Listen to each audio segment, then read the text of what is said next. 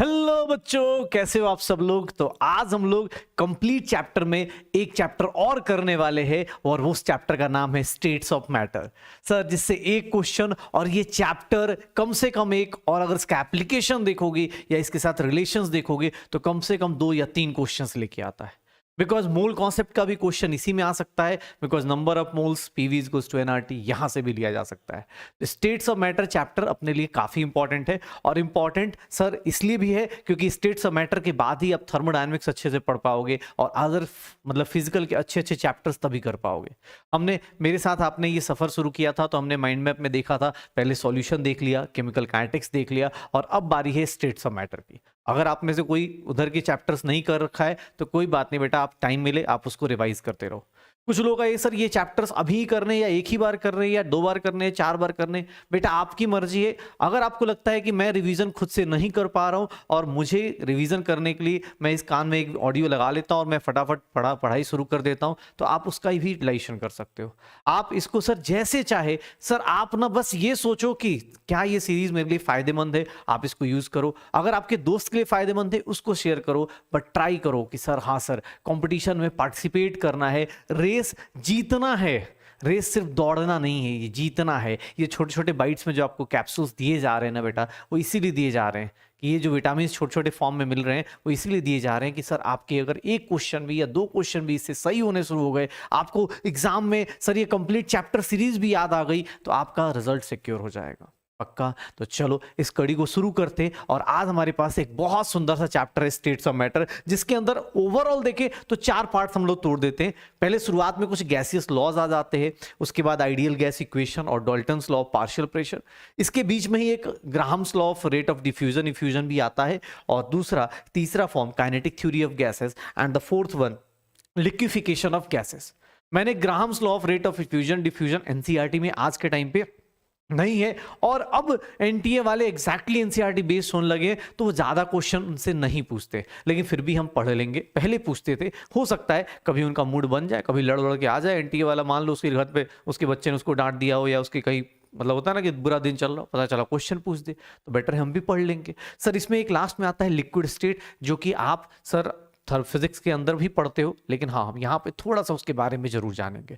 Okay, तो चलो हम लोग स्टार्ट करते हैं गैसियस लॉज। और गैसियस लॉज में सबसे पहले जो लॉज आते हैं, गैसियस स्टेट के बारे में बात करूंगा। सबसे पहले जो हम लोग पढ़ते हैं, सर गैसियस स्टेट क्या होता है, तो गैसियस स्टेट क्या होगा, gaseous state is that state of matter, that state of matter sir जहां पे दैट स्टेट ऑफ मैटर वो ऐसा स्टेट ऑफ मैटर है, that state of matter which has thermal energy greater than thermal energy greater than sir greater than thermal energy is greater than molecular intermolecular force of attraction से बहुत ज्यादा होती है thermal energy, उसी को क्या बोलते हैं, उस स्टेट ऑफ मैटर को क्या बोलते हैं, गैसियस स्टेट। अब तुम बोलोगे सर थर्मल एनर्जी, याद करो थर्मल एनर्जी किसकी एनर्जी थी बेटा, अगर मैं यहां खड़ा हूं ना, अगर तब भी मेरे बॉडी की टेम्परेचर कितना रहेगा, 36 पॉइंट समथिंग मेंटेन रहेगा। क्यों?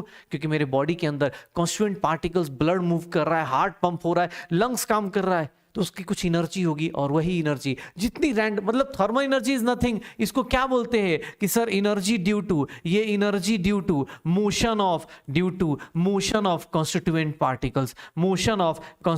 पार्टिकल्स, सर जिसकी थर्मल एनर्जी ज्यादा उसके पार्टिकल्स का मूवमेंट क्या होगा, ज्यादा। तो गैसियस स्टेट ऐसे डिफाइन होता है। गैसियस स्टेट के बारे में, गैस के बारे में बात करें तो सर क्या है, सर इनडेफिनिट वॉल्यूम है, इनडेफिनिट शेप है सर, इनडेफिनिट वॉल्यूम है, इनडेफिनिट शेप है सर। यहां पे अपने पास गैसेस के बारे में ये देखेंगे पक्का। सर ये कंप्रेसिबल होता है, इसकी डेंसिटी वॉल्यूम काफी ज्यादा होनी शुरू होती है सर, डेंसिटी कम होती है, लेस डेंसिटी होती है सर। इंटरमोलिकुलर डिस्टेंस क्या होता है, इंटरमोलिकुलर डिस्टेंस जो होता है वो सर बहुत ज्यादा हाई होता है, इंटरमोलिकुलर डिस्टेंस जो होता है वो बहुत ज्यादा क्या हो जाता है, हाई हो जाता है। इंटरमोलिकुलर डिस्टेंस इनका क्या रहता है, हाईएस्ट रहता है। तो गैसियस स्टेट को मैं डिफाइन करूंगा तो ऐसे करूंगा। फिर बात आती है कि सर गैसियस गैसियस के ऊपर, गैसेस के ऊपर कौन कौन से लॉज लगते हैं, तो सबसे पहला लॉ जो हमारी लाइफ में आएगा and that is known as Boyle's law. जो सबसे पहला लॉ हम लोग पढ़ना शुरू करते थे वो बॉयल्स लॉ पढ़ते थे। ये क्या कहता था कि sir at constant temperature and pressure, at constant temperature and number of moles, अगर टेम्परेचर और नंबर ऑफ मोल्स कांस्टेंट हैं तो pressure is inversely proportional to volume, pressure is inversely proportional to volume. और जब इनवर्सली प्रोपोर्शनल होता है तो graph कैसा होता है, ऐसा होता है। फिर किसने बोला सर ये इसको k बाई वी लिख सकते हैं क्या, k बाई वी लिख सकते हैं क्या, या फिर कोई बोले तो सर इसको k इंटू 1/v लिख सकते हैं क्या। क्यों? क्योंकि k क्या हो जाएगा, प्रोपोर्शनलिटी कांस्टेंट। सर आपने ये ऐसे अलग अलग क्यों लिखा, बिकॉज क्वेश्चन पूछने वाला बेटा यहाँ पे क्वेश्चन ग्राफ से ही पूछता है, क्वेश्चन पूछने वाला यहाँ क्वेश्चन ग्राफ से ही पूछेगा। एक बात बताओ, मैंने ग्राफ किसका बनाया, प्रेशर वर्सेस वॉल्यूम का। सर अगर किसी ने ग्राफ ऐसा दे दिया, प्रेशर वर्सेस 1/, वॉल्यूम का ग्राफ दे दिया, तो प्रेशर वर्सेस 1/, वॉल्यूम का ग्राफ कैसा होगा, स्ट्रेट लाइन होगा। स्लोप कितना होगा, तो स्लोप क्या हो जाएगा इसका, k हो जाएगा। स्लोप क्या हो जाएगा, k हो जाएगा। पक्का? तो सर p, फिर किसने बोला सर इसका मतलब क्या है, p is k by V, और इसका मतलब pv is equals to constant. Sir ये याद रखना, pv is equals to constant. अगर मैथमेटिकली दो लोगों का मल्टीप्लीकेशन कॉन्स्टेंट होता है तो अगर आपने प्रेशर इंक्रीज किया है तो वॉल्यूम क्या होगा, डिक्रीज। अगर आपने प्रेशर डिक्रीज किया है वॉल्यूम क्या हो जाएगा, इंक्रीज। इवन सर आप एक सिंपल सा रूल बताता हूं, pv is equals to constant दिया हुआ है। अगर किसने बोला इनिशियली, देख लो अपने पास इनिशियल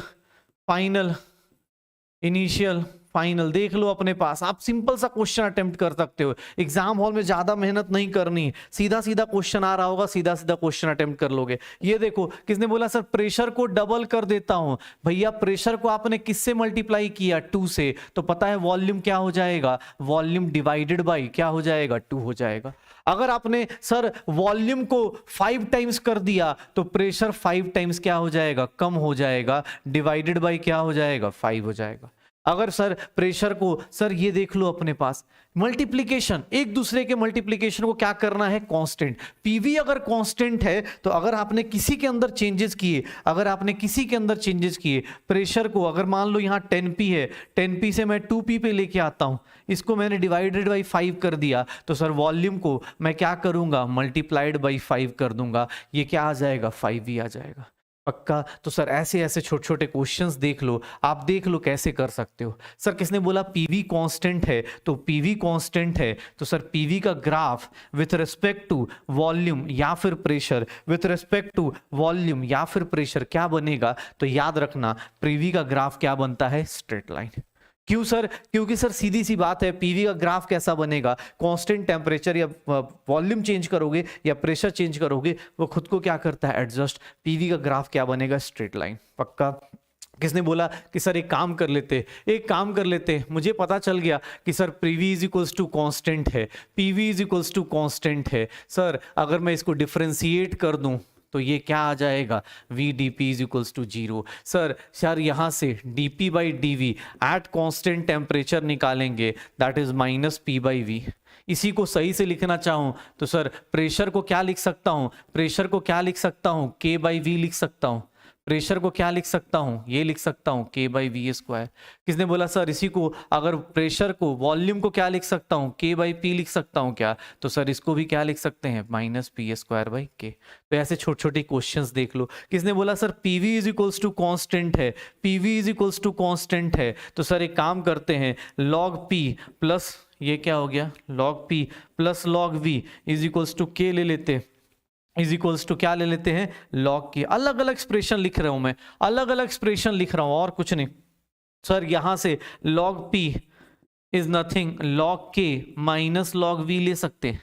पक्का? सर अब इसको देख लो, अगर मैंने किसने बोला कि सर एक काम करते हैं, ग्राफ खींच देते हैं, किसका ग्राफ खींच देते हैं, log P versus log V का ग्राफ खींच देते हैं।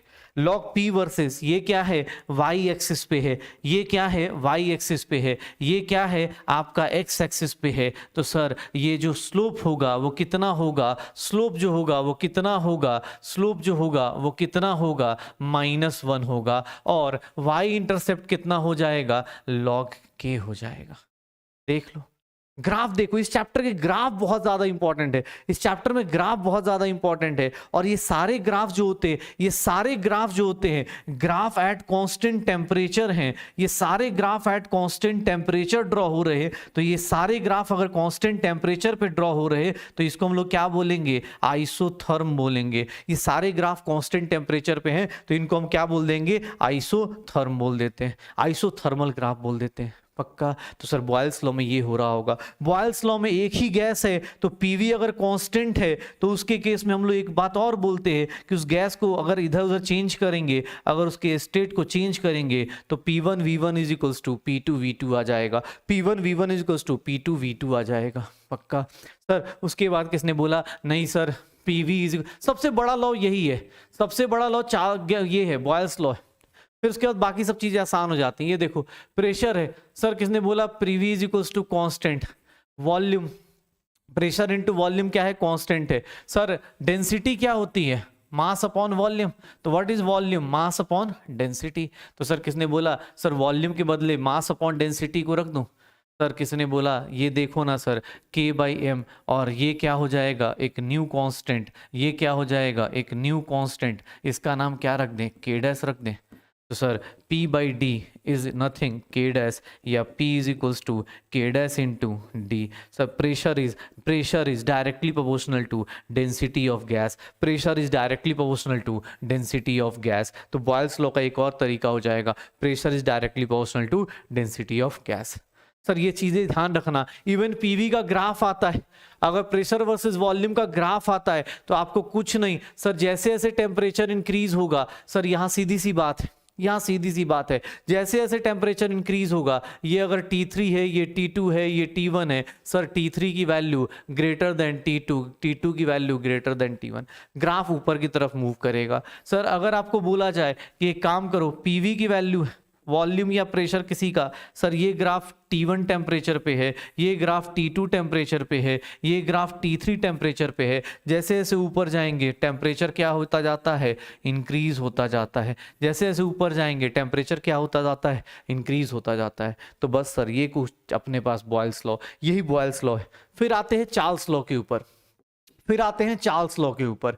चार्ल्स लॉ, बॉयल्स लॉ सबसे बड़ा लॉ है, चार्ल्स लॉ बहुत सिंपल सा है। चार्ल्स लॉ में क्या बोला जाता है कि sir at constant pressure, at constant pressure and number of moles, pressure and constant pressure and number of moles पे volume is directly proportional to क्या होगा, temperature, volume is directly proportional to temperature. लेकिन याद रखना temperature किस में होना चाहिए, केल्विन स्केल में, टेम्परेचर किस में होना चाहिए, केल्विन स्केल में। तो वॉल्यूम इज, सर यहाँ डायरेक्टली प्रोपोर्शनल का ग्राफ अपने पास हटाते हैं, के क्या है, प्रोपोर्शनलिटी कांस्टेंट, क्या क्या है, प्रोपोर्शनलिटी कांस्टेंट, इसकी वैल्यू अलग अलग होगी। के क्या है, प्रोपोर्शनलिटी कांस्टेंट है, ये के क्या है, प्रोपोर्शनलिटी कांस्टेंट। तो सर के V/T is nothing a constant, V/T is nothing a constant.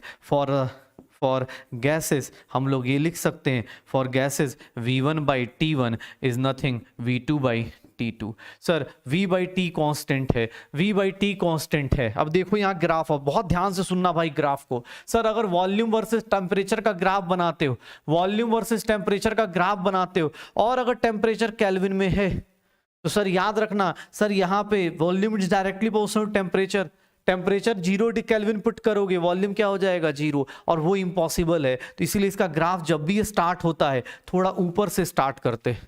इसका ग्राफ डायरेक्टली प्रोपोर्शनल है बट 0 केल्विन पहुंचना बहुत मुश्किल होता है, it is impossible to reach, क्योंकि उससे पहले गैस खत्म हो चुकी होगी, गैस लिक्विड में कन्वर्ट हो चुकी, इम्पॉसिबल टेम्परेचर है गैस के लिए। Sir 0 kelvin is impossible temperature.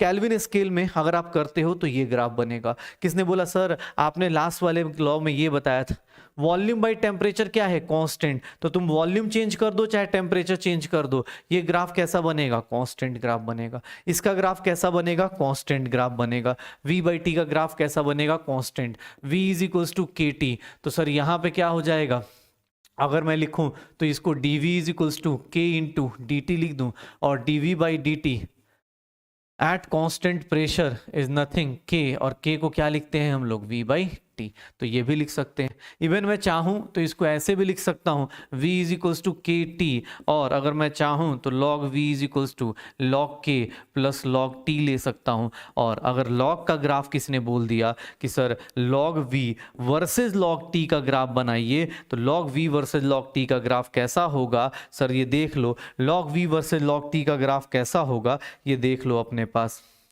Slope कितना हो जाएगा +1, स्लोप कितना हो जाएगा +1, क्यों? क्योंकि सर ये स्लोप हो गया और ये क्या हो जाएगा log k हो जाएगा, ये क्या हो जाएगा log k हो जाएगा। तो v is equals to K T, और ये मेरे पास चीजें बन जाएंगे पक्का।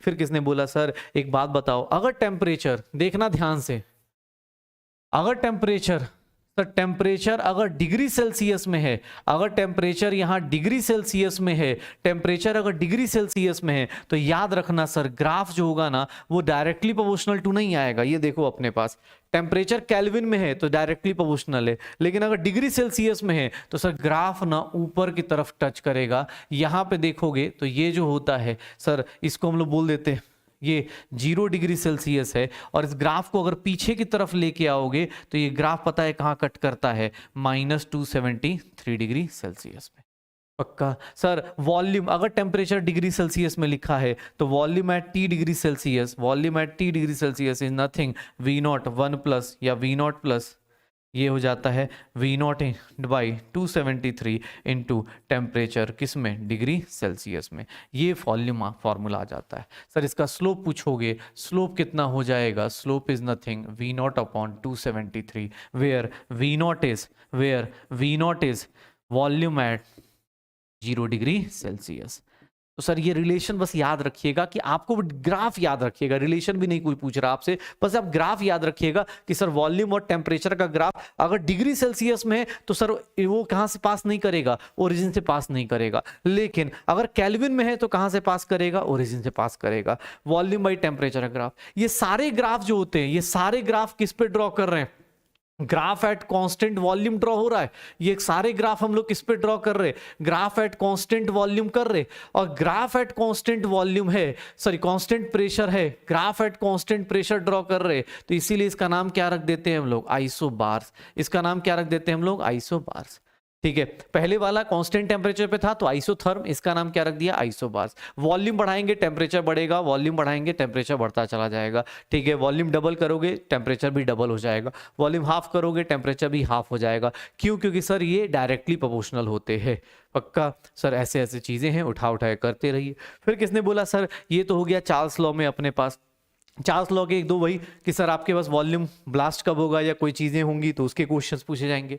चार्ल्स लॉ के जस्ट जुड़वा भाई कौन आता है, तो चार्ल्स लॉ के जस्ट बगल में कौन आता है, तो that is known as Gay-Lussac's law. इसी को एमंटन्स लॉ भी बोल देते, गे-लुसाक्स लॉ। गे-लुसाक्स लॉ क्या कहता है, गे-लुसाक्स लॉ क्या कहता है, गे-लुसाक्स लॉ क्या कहता है कि sir at constant temperature, at sorry constant volume and number of moles, constant volume and number of moles, sir pressure is directly proportional to temperature in क्या हो जाएगा, केल्विन स्केल। तो sir P is equals to K T, exactly वही same चीज जो Charles में पढ़ा है, बस वहां वॉल्यूम था यहाँ प्रेशर हो गया, सब कुछ सेम रहेगा।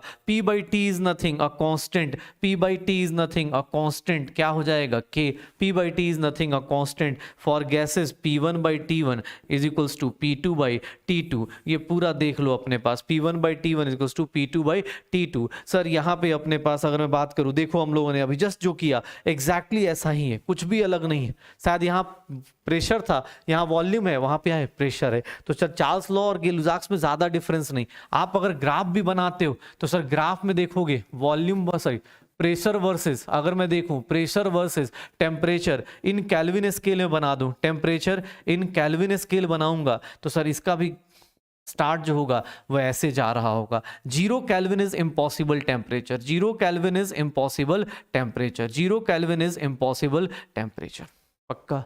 सर देख लो, किसने बोला सर P बाई टी का ग्राफ बना दो, कोई दिक्कत नहीं। P by T is a constant quantity, चाहे तुम प्रेशर चेंज करो चाहे टेम्परेचर चेंज करो, ये क्या रहेगा, कांस्टेंट रहेगा, ये क्या रहेगा, कांस्टेंट रहेगा। फिर किसने बोला सर जैसे वहां किया था वही सेम चीज यहाँ कर देते, sir dP is equals to K into D T लगा सकता हूँ, डिफ्रेंशिएट करूंगा तो dP upon dt at constant volume and number of moles क्या हो जाएगा, के की वैल्यू क्या है, P बाई टी है, तो बस उठा दो अपने पास। फिर किसने बोला sir P is equals to K T है, सर अगर मैं लॉग लगाऊंगा तो log P is nothing log K plus log T आ जाएगा। और अगेन अगर मैं ग्राफ बनाता हूँ, लॉग P का लॉग T के साथ, देख बेटा फॉर्मूला फास्ट रिवाइज कर, तो यहाँ पे क्या होगा, इसका स्लोप कितना हो जाएगा +1, इसका स्लोप कितना हो जाएगा +1, और ये कितना हो जाएगा log k। तो ये छोटी छोटी चीजें हम लोग कर रहे हैं। फिर किसने बोला सर वहां पे आपने लिखा था, वहां पे देखो अपने पास, अगर मैं pressure at temperature T degree Celsius बोलूं, अगर मैं ये बोलता हूं pressure at temperature T degree Celsius, pressure at temperature T degree Celsius, तो वो क्या हो जाएगा अपने पास, अगर PT लेता हूं और प्रेशर एट 0 डिग्री सेल्सियस, अगर एट टेम्परेचर 0 डिग्री सेल्सियस लेता हूं, अगर मैं टेम्परेचर 0 डिग्री सेल्सियस पे ले लेता हूं, तो सर ये देख लो अपने पास P 0 हो जाएगा, पक्का। अब किसने बोला कि सर PT और इसके बीच का रिलेशन बता दो, तो कुछ नहीं, P0 अपॉन 273 इंटू क्या आ जाएगा T। सर इसका ग्राफ बनाएंगे, इसका ग्राफ जस्ट अभी जैसा वॉल्यूम का बनाया था वैसे ही प्रेशर और टेम्परेचर का बनेगा। अगर वो डिग्री सेल्सियस में है तो ये 0 डिग्री सेल्सियस है, ये 0 डिग्री सेल्सियस है, और सर ये ग्राफ ऐसे स्टार्ट होगा, स्लोप कितना होगा, तो slope is again P0 upon 273। Sir आप देख लो अपने पास, ये y एक्स एक्सिस है, ये y एक्सिस है, और इसी को पीछे की तरफ लेके आओगे तो ये क्या हो जाएगा -273 डिग्री सेल्सियस, या फिर 0 केल्विन इसी को बोल देते। तो सर ये सारी चीजें हमने सर जो चार्ल्स में पढ़ा वही गेलुज़ाक्स में पढ़ा। फिर देखोगे फास्ट तो हम लोगों के पास कौन सा लॉ आता है, एवोगाड्रोस लॉ। एवोगाड्रोस लॉ क्या कहता है, एवोगाड्रोस लॉ को मैं इनडायरेक्ट में बोलूं तो eight constant temperature and pressure, sir equal volume, अगर वॉल्यूम ऑफ गैसेस इक्वल है, इक्वल वॉल्यूम ऑफ गैसेस, इसका मीनिंग देखो क्या क्या हो सकता है, equal volume of gases, that means उनके मोल्स क्या होंगे, इक्वल होंगे, equal moles of gases. Avogadro's law ये बोलता है अगर इक्वल वॉल्यूम है तो उनका मोल्स क्या होगा, इक्वल, और इक्वल मोल्स होगा तो इसका मतलब क्या हो जाएगा, equal number of molecules. Sir equal number of molecules, sir ध्यान से सुन लेना, अपने पास क्या होने वाला है, equal volume is equals to equal moles मतलब इक्वल नंबर ऑफ मॉलिक्यूल्स। अगर कांस्टेंट टेम्परेचर एंड प्रेशर है तो सर ऐसा हो रहा होगा। सर यहीं पे एक चीज और आती है कि मोलर वॉल्यूम ऑफ गैस, कोई भी गैस है, मोलर वॉल्यूम ऑफ गैस, ये देख ले भाई, मोलर वॉल्यूम ऑफ गैस अलग अलग जगह पे, मोलर वॉल्यूम ऑफ गैस में देख लो, अगर मैं ऐसा लिख देता हूं 273 केल्विन एंड 1 बार प्रेशर, अगर 1 बार प्रेशर लेता हूं तो सर यहाँ पे मोलर वॉल्यूम पता है किसके इक्वल होता है, 1 मोल का वॉल्यूम किसके इक्वल होता है, 22.7 लीटर्स। आज के टाइम पे IUPAC इसी को STP बोलता है, लेकिन NCERT में एक लाइन भी दी हुई है कि सर इसको ना आज के टाइम पे अगर मैं 1 ATM लेके भी कैलकुलेशन करूंगा, तो मोलर वॉल्यूम का कैलकुलेशन सही होगा, और इसीलिए अब लेकिन हाँ धीरे धीरे हम लोग इस पे स्विच कर जाएंगे, पक्का। सर किसने बोला कि सर एक at 298 kelvin and 1 bar pressure अगर ऐसा लेता हूं तो यहाँ पे मोलर वॉल्यूम सर किस पे चेंज हो जाएगा, इसकी वैल्यू आ जाती है 24.7 लीटर्स। अगर आपको कैलकुलेशन करना है आप इस पे भी करोगे सही रहेगा, आप इसमें कंफ्यूज मत होना कि अरे सर मैं तो 22.4 ले रहा था STP, तो आप उसको बोलते हो। बेटा एग्जाम हॉल में डिपेंड करता है, अगर कैलकुलेशन में ये दिया है इसको भी यूज कर सकते हैं, ये दिया है इसको भी यूज कर सकते हैं। इसको बोलते आज के टाइम पे standard ambient temperature and pressure. आप देखोगे NCERT में बहुत छोटा सा लिखा हुआ है, ठीक है ना, तो ये ध्यान रखना। एवोगाड्रोस लॉ क्या है कि सर अगर टेम्परेचर प्रेशर कांस्टेंट है तो इक्वल वॉल्यूम का इक्वल मोल्स होगा, इक्वल नंबर ऑफ मॉलिक्यूल्स होगा। यहां देख लो इक्वल टेम्परेचर प्रेशर जैसे ही चेंज कर रहे हो मोलर वॉल्यूम क्या हो रहा है, चेंज हो रहा है। टेम्परेचर प्रेशर जैसे ही चेंज कर रहे हो मोलर वॉल्यूम क्या हो रहा है, चेंज हो रहा है, पक्का। तो ये चारों लॉज मिले, और इन चारों लॉज के बाद सर इन चारों लॉज को मिलके हम लोग क्या बनाते हैं, इन चारों लॉज को मिला के हम लोग क्या बनाते हैं, आइडियल गैस इक्वेशन। कैसे सर, बॉयल्स लॉ क्या है, बॉयल्स लॉ क्या बोलता है सर, बॉयल्स लॉ बोलता है कि प्रेशर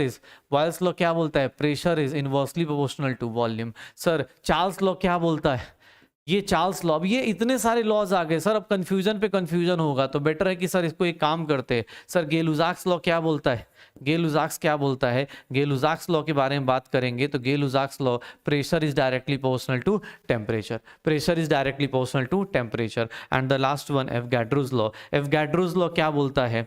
एवोगाड्रोस लॉ अगर मैं बात करूं तो एवोगाड्रोस लॉ क्या बोलता है? Volume is directly proportional to number of moles. इन चारों को मिला दो, कंबाइंड अगर बोले तो PV is equals to NRT, PV is equals to NRT, where R is universal gas constant, universal gas constant. और इसकी वैल्यू पे बहुत लोगों को बहुत सारा डाउट होता है, ये ध्यान रखना। आर की वैल्यू जो होती है 8.314 जूल्स पर मोल पर केल्विन, पता है कब लेते हैं बेटा? ध्यान से सुन ले, क्योंकि ये छोटी छोटी चीजें ना बहुत गलती होंगी एग्जाम हॉल में। सर ये तब लेते हैं जब प्रेशर किस में हो? पास्कल्स में हो। प्रेशर किस में हो? पास्कल्स में हो, चाहे न्यूटन पर मीटर स्क्वायर हो। और सर वॉल्यूम किस में हो? मीटर क्यूब में हो। याद रखना ये चीज, सब मतलब सब कुछ एसआई यूनिट में हो, मतलब सब कुछ एसआई यूनिट में हो तब लेना है। नहीं तो आर की वैल्यू सर आप चाहो तो सर अपने को चाहें तो हम लोग क्या ले लेते हैं? 0.0821 लीटर एटीएम पर मोल पर केल्विन। और ये तब लेते हैं, ये तब लेते हैं हम लोग, ये तब लेते हैं जब हम लोगों के पास प्रेशर किस में होता है? एटीएम में। वॉल्यूम किस में होता है? लीटर्स में। पक्का। और आर की वैल्यू चाहो तो 2 कैलोरी पर मोल पर केल्विन भी ले सकते हो। सर ये कब लोगे? जब प्रेशर किस में होगा? प्रेशर किस में हो रहा होगा? जब सर ये प्रेशर सीजीएस यूनिट फॉलो कर रहा होगा, ये सीजीएस यूनिट में हो रहा होगा। प्रेशर किस में होगा? डाइन पर सेंटीमीटर स्क्वायर होगा। और वॉल्यूम किस में होगा? सेंटीमीटर क्यूब में होगा। तो वो सब चीजें ले सकते हो। आर की 3 वैल्यूज हैं, यहां लीटर बार भी आप लेते हो तो उसी के आसपास वैल्यूज पड़ती हैं। आपको एक शॉर्टकट बता देता हूं, आर की ये वाली जो वैल्यू होती है कैलकुलेशन के लिए आप 25/3 ले सकते हो। ये वाली वैल्यू को आप क्या ले सकते हो? 1/12, क्योंकि उससे कैलकुलेशन फास्ट हो जाएगा। आप प्रीवियस ईयर क्वेश्चन में अप्लाई करके देखना, आप 0.0821 लोगे ना तो आपको क्वेश्चन करने में टाइम ज्यादा लगेगा। तो आप क्या करते हो? सर इसको ना थोड़ा शॉर्ट कर लेते हो। पक्का। तो सर आइडियल गैस इक्वेशन ऐसी हो रही होगी। आइडियल गैस इक्वेशन ये होती है। अब इसको पकड़ के हम बहुत सारे क्वेश्चंस लगा सकते हैं, क्योंकि इसको पकड़ के देख लो। मुझे ना क्वेश्चंस जैसे ये मैंने आपको बोला कि सर प्रेशर वर्सेस वॉल्यूम का ग्राफ है, प्रेशर वर्सेस वॉल्यूम का ग्राफ है। मैंने आपको अभी शुरुआत में बोला कि ये ना आपको क्या करते हैं? टेम्परेचर बढ़ता है। मैं आपको बोल दूं कि यार ये T1 है, ये T2 है, ये T3 है। आपको कैसे पता चलेगा कि T1 बड़ा है या T2 बड़ा है या T3 बड़ा है? या तो आप रट लो और नहीं तो थोड़ा लॉजिक लगा लो। क्यों? क्योंकि तुम्हारे पास क्या पड़ा है? Ideal gas equation. तो तुम एक सिंपल सी चीज लगाओ, ग्राफ ऐसा दिख जाए ना तो फटाफट क्या करो? एक वर्टिकल लाइन खींच दो, एक वर्टिकल लाइन खींच दो। सर इसके रेस्पेक्ट में, इसके रेस्पेक्ट में देखो मैंने क्या किया? वर्टिकल लाइन खींच दिया, मतलब वॉल्यूम क्या हो गया मेरा? Constant. Volume, number of moles क्या है? कांस्टेंट। आर क्या है? Constant. Sir pressure is directly proportional T आ जाएगा क्या? सर देख लो, अगर मैं सीधा सीधा लिखना चाहूं pressure is directly proportional to T आ जाएगा क्या? Pressure is directly proportional to T आ जाएगा क्या? PV is equals to NRT. देख ले भाई, प्रेशर इज डायरेक्टली, जिसका प्रेशर ज्यादा उसका टेम्परेचर क्या होगा? ज्यादा। तो सर या तो आप रट लीजिए इस चीज को, या तो आप रट लीजिए इस चीज को, या फिर लॉजिक लगा के कर लीजिए कि सर कुछ नहीं, आपने वॉल्यूम को वर्टिकल वॉल्यूम कांस्टेंट किया, volume constant, N constant, R constant, pressure is directly proportional T, मतलब जिसका टेम्परेचर ज्यादा होगा उसी का प्रेशर क्या होगा? ज्यादा। किसने बोला सर इसका दूसरा एप्लीकेशन बताओ? ये रहा भाई, वॉल्यूम वर्सेस टेम्परेचर का ग्राफ केल्विन में। सर आपको ये ग्राफ दे दिए गए, ये P1 प्रेशर है, ये P2 है, ये P3 है। कोई बोलेगा कि सर अलग अलग प्रेशर पे दिया गया ग्राफ है, अब बताओ P1 ज्यादा, P2 ज्यादा या P3 ज्यादा, कौन सा होगा? तो आप क्या करने वाले हो? आप क्या करने वाले हो? एक वर्टिकल लाइन खींच दोगे। यहां पे टेम्परेचर क्या हो गया? कांस्टेंट। आर क्या है? कांस्टेंट। नंबर ऑफ मोल्स क्या है? कांस्टेंट। तो PV is equals to constant, तो pressure is inversely proportional to volume. Sir जिसका वॉल्यूम ज्यादा होगा इसका वॉल्यूम क्या होगा? ध्यान से देखो, इसका वॉल्यूम क्या होगा? सर इसका वॉल्यूम ये होगा, इसका वॉल्यूम क्या होगा? ये होगा, इसका वॉल्यूम क्या होगा? ये होगा। जिसका वॉल्यूम ज्यादा होगा उसका प्रेशर क्या होगा? कम। तो इसका मतलब P1 is less than P2 is less than P3। Sir आप या तो रट लीजिए कि सर ऊपर जाते हैं तो प्रेशर क्या होता है? डिक्रीज होता है, या फिर आप लॉजिक लगा के भी कर सकते हो कि सर आपको वॉल्यूम, प्रेशर वर्सेस टेम्परेचर का ग्राफ दिया हो, यहां V1 V2 V3 दिया हुआ है। ध्यान से देख लो अगेन अपने पास। मुझे किसने बोला सर एक काम कीजिए, वॉल्यूम का रेस्पेक्ट में बताइए? कुछ नहीं, एक वर्टिकल लाइन खींच लो, इसके रेस्पेक्ट में प्रेशर क्या होगा, इसके रेस्पेक्ट में प्रेशर, और इसके रेस्पेक्ट में प्रेशर, ये देख लो। सर इन तीनों के रेस्पेक्ट में प्रेशर देखो, सर जिसका प्रेशर ज्यादा है उसका वॉल्यूम क्या होगा, कम होगा, तो V1 is less than V2 is less than क्या हो जाएगा V3, V1 is less than V2 is less than V3, पक्का। जिसका प्रेशर ज्यादा है उसका वॉल्यूम क्या हो जाएगा, कम। तो सर ऐसे ऐसे ग्राफ भी आप अटेम्प्ट कर सकते हो, ऐसे ऐसे ग्राफ भी आप क्या कर सकते हो, अटेम्प्ट कर सकते हो। तो बस चीजें अटेम्प्ट कर लो। किसने बोला नहीं सर और कुछ कर सकते, यस सर आपकी मर्जी है। मैंने एक ग्राफ और बताया था कि वॉल्यूम हो चाहे प्रेशर हो, ये ग्राफ जो होते T1 है, ये T2 है, ये T3 है, ध्यान से देखो अपने पास। सर आपको वॉल्यूम या प्रेशर चेंज करना है, पीवी की वैल्यू कांस्टेंट आ रही है, तो temperature PV is equals to what, NRT. PV की वैल्यू इस पॉइंट पे कांस्टेंट है, इस पॉइंट पे कांस्टेंट है, इस पॉइंट पे कांस्टेंट है, लेकिन अगर टेम्परेचर बढ़ाओगे तो पीवी की वैल्यू क्या होगी, बढ़ेगी। इसीलिए सर यहाँ पे आंसर क्या आ जाता है, T3 greater than T2 greater than T1। Sir अगर मैं यही चीज इसके लिए लगाना शुरू करूं, वॉल्यूम बाई टेम्परेचर, वॉल्यूम और टेम्परेचर बढ़ाने से, सर इस ग्राफ का यहाँ पे P1 ले लेता हूँ, यहाँ P2 ले लेता हूँ, यहाँ P3 ले लेता हूँ। सर वॉल्यूम बाई टेम्परेचर क्या है, constant, volume by PV is equals to NRT, PV is equals to NRT, तो volume by T, V by T is nothing, NR by क्या आ जाएगा P। Volume by temperature is inversely proportional to, sir volume by temperature is inversely proportional to pressure. Pressure बढ़ाओगे तो value क्या होगी, volume by temperature की कम हो जाएगी। प्रेशर बढ़ाओगे तो वॉल्यूम क्या हो जाएगा, V बाई टी की वैल्यू क्या हो जाएगी, कम हो जाएगी। तो सर ग्राफ के क्वेश्चन या तो आप रट लो और नहीं तो लॉजिक लगा दो कि V by T is inversely proportional to pressure, तो जिसका प्रेशर कम होगा उसका वॉल्यूम क्या होगा, सबसे ज्यादा, V बाई टी की वैल्यू क्या होगी, ज्यादा। तो ये ग्राफ वाले क्वेश्चंस हो जाते हैं।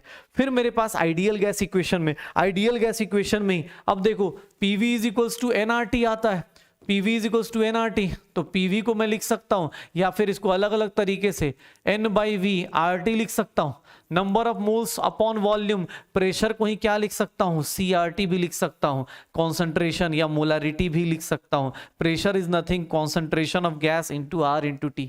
फिर किसने बोला sir PV is equals to NRT लिख सकते हो, तो sir PV is equals to sir given mass upon molar mass into R into T। Sir ये क्या हो जाएगा, sir Pm is equals to given mass upon molar volume divide by this. Mass upon volume को क्या बोलते हैं, density बोलते हैं। मास अपॉन वॉल्यूम को क्या बोलते हैं, डेंसिटी बोलते हैं। तो सर ये हो गया। किसने बोला सर डेंसिटी ऑफ गैस बताइए, तो डेंसिटी ऑफ गैस क्या आ जाएगा, Pm अपॉन RT। और ध्यान से सुन लो, मोलर मास चेंज होगा नहीं गैस का, R चेंज होगा नहीं, तो density sir directly proportional to क्या है, प्रेशर के, और इनवर्सली प्रोपोर्शनल टू क्या होती है, टेम्परेचर के। प्रेशर बढ़ाते हो गैस की, डेंसिटी क्या होती है, इंक्रीज करती है, और टेम्परेचर कम करोगे डेंसिटी क्या हो जाएगा, इंक्रीज। तो कोई पूछेगा गैस का maximum vapour density, maximum density कब आता है, जब प्रेशर हाई हो और टेम्परेचर क्या हो, लो हो। जब डेंसिटी की बात आती है तो यहीं पे गैस के लिए एक टर्म डिफाइंड होता है, और गैस का एक टर्म डिफाइंड होता है, that is nothing vapor density, and vapor density is nothing density of gas at same temperature and pressure divided by sir density of hydrogen gas at same temperature and pressure, hydrogen gas at same temperature and pressure। देख लो अपने पास temperature and pressure same है, temperature pressure same है, R same है, तो density vapour density is nothing molar mass of gas divided by molar mass of hydrogen. और यहीं से मेरे पास फॉर्मूला निकल के आता है, vapour density is nothing molar mass by 2। बस तो वेपर डेंसिटी निकालते रहो। अब देखो वेपर डेंसिटी आ गई, डेंसिटी हो गई, आइडियल गैस इक्वेशन हो गया, आइडियल गैस इक्वेशन के ऊपर ग्राफ के क्वेश्चंस हो गए। तो इन सब करने के बाद मेरे पास आता है Dalton's law of partial pressure. Dalton's law of partial pressure क्या बोलता है, सर ये पहले किसके लिए वैलिड है, तो पहली बात ये valid only for non reactive mixtures हैं। ये वैलिड किसके लिए है, नॉन रिएक्टिव गैसियस मिक्सचर्स के लिए है। अगर कोई रिएक्शन कर रहा है बेटा तो कभी डॉल्टन्स लॉ मत लगाना उसके ऊपर। Non valid non reactive gases mixtures के लिए अगर दो लोग आपस में रिएक्शन नहीं कर रहे हैं, दो लोग आपस में, दो गैसेस हैं आपस में कोई रिएक्शन नहीं कर रहे, तो यहां पे एक चीज देखने को मिलती है कि सर प्रेशर ऑफ ए, या उसी को हम बोलते हैं partial pressure of A, partial pressure of A, या फिर इंडिविजुअल प्रेशर ऑफ ए। अगर पार्शियल प्रेशर बोला या इंडिविजुअल प्रेशर बोला, पार्शियल प्रेशर ऑफ ए और individual pressure of A is directly proportional to mole fraction of A.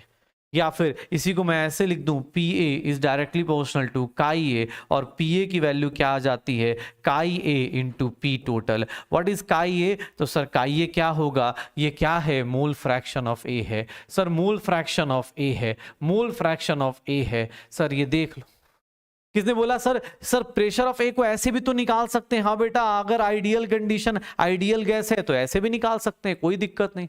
Similarly partial pressure of B is directly proportional to mole fraction of B, तो sir PB की value क्या हो जाएगी, mole fraction of B into क्या हो जाएगा, P total. Sir किसने बोला कि सर एक काम करिए, पीबी को ऐसे भी निकाल सकते हैं। यस सर, आप ऐसे भी निकाल सकते हैं।